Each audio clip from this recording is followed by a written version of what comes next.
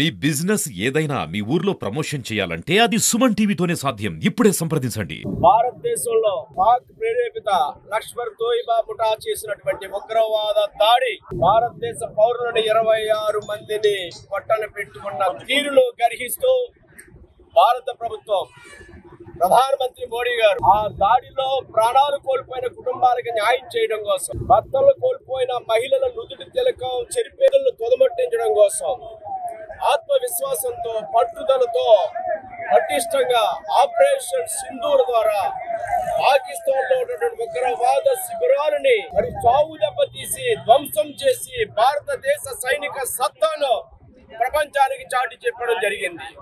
ఇది గొప్ప విజయం.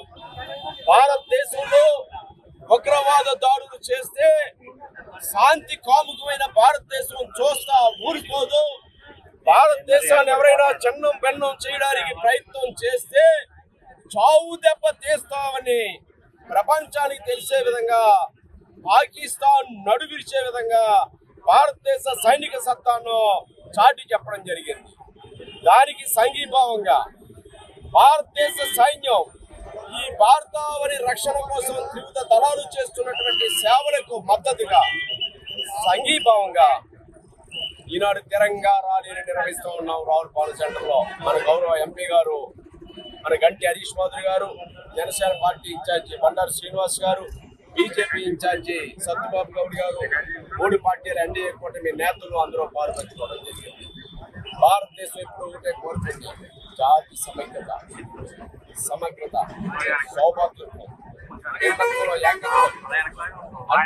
కులాలు, మతాలు, జాతులు, ప్రాంతాలు, సంస్కృతులు ఉన్న ఈ ప్రాంతం అంతా కూడా భారతదేశం వైపు ఎవడైనా కన్నెత్తి చూస్తే భారత జాతి ఒక్కటే అని చాటి చెప్పడానికి ఈనాడు భారత జాతి అంతా కూడా ఏకమై భారత్ మాతాకి జై, వందే మాతరం అనే నినాదంతో దేశం అంతా కూడా నినదిస్తూ ఉంది.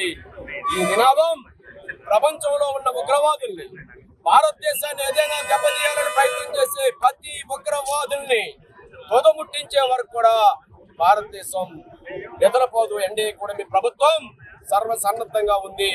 ఎటువంటి దాడులు తలపడిన ప్రతీకారానికి సరైన సమాధానం చెప్పడానికి సిద్ధంగా ఉందనేది తెలియజేస్తూ, ఈ సమయం అందరూ కూడా దేశ ప్రజల కోసం, దేశ ప్రజలందరూ దేశ రక్షణ కోసం, జాతీయ భద్రత కోసం అందరూ కూడా కలిసికట్టుగా, ఏకంగా, ఐకమత్యంగా, సంఘీభావంగా కలిసి రావాలని, భారత ప్రభుత్వానికి ఎన్డీఏ కూటమికి అండగా ఉండాలని మోడీ గారు, చంద్రబాబు నాయుడు గారు, పవన్ కళ్యాణ్ గారు ఏదైతే మనం కోరుతూ ఉన్నారో వారి అడుగు జాడల్లో భారత జాతి, ఆంధ్రప్రదేశ్ రాష్ట్ర ప్రజానీకం నడవాలని కోరుకుంటున్నాం.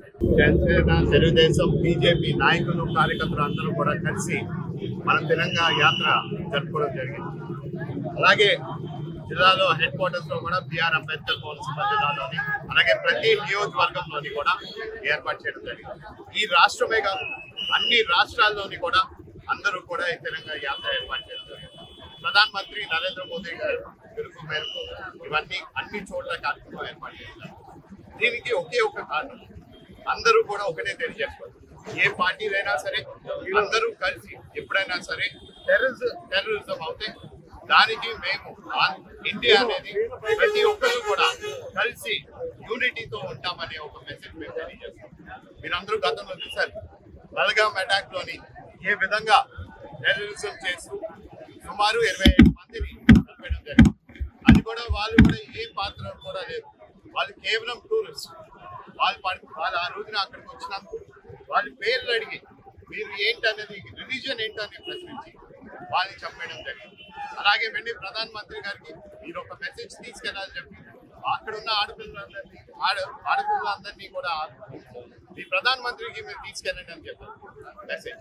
కానీ దాని గురించి సరైన ఘాటుగా మన ఎన్డీఏ ప్రభుత్వం, మన ప్రధానమంత్రి గారు రెస్పాండ్ అయ్యారు.